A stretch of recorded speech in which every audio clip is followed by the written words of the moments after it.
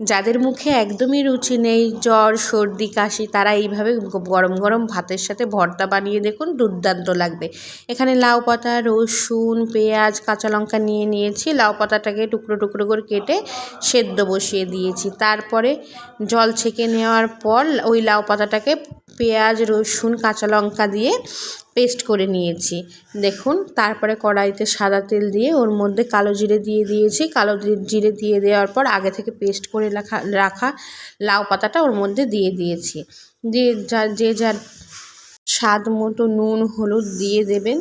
তারপরে দেখুন, আর চিনি দিতে অবশ্যই ভুলবেন না, যাতে টেস্টের ব্যালেন্সটা আসে। তারপরে ভালো করে নাড়াচাড়া করে আমি লাউ পাতাটাকে অনবরত নেড়ে গিয়েছি, যাতে নিচটা ধরে না লাগে।